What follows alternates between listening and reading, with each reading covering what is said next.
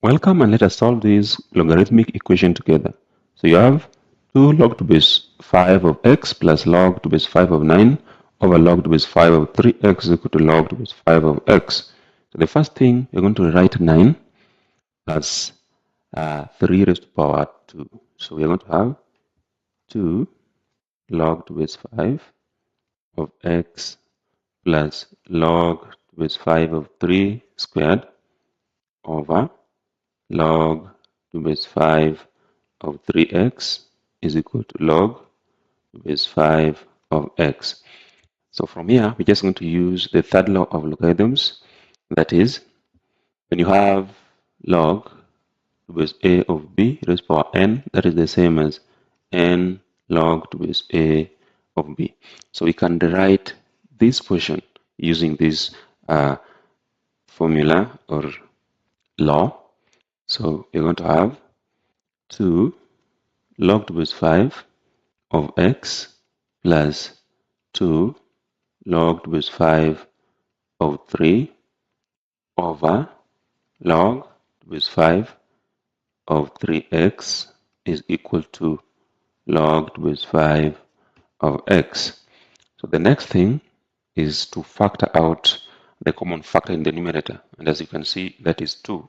So we have 2 into bracket log to base 5 of x plus log to base 5 of 3 over log to base 5 of 3x, and that equals log to base 5 of x.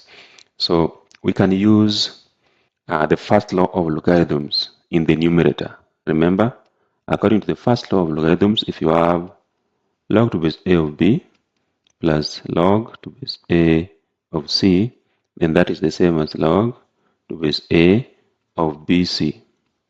So we can apply that in the numerator so that we have 2 log to base 5 of x times 3, that is 3x. And that is over log to base 5 of 3x equals log to base 5 of x.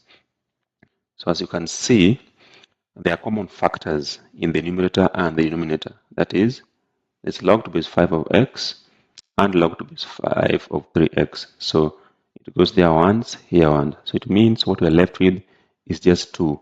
That is on the left hand side. So it means we have 2 being equal to log to base 5 of x. So to solve for x at this stage, we just rewrite this equation in the index notation so that we have the base is 5, so we have 5. The power is 2, so we have 2, and that equals the number which is x. So this just means that x is equal to 5 squared, which is just 25 as the value of x.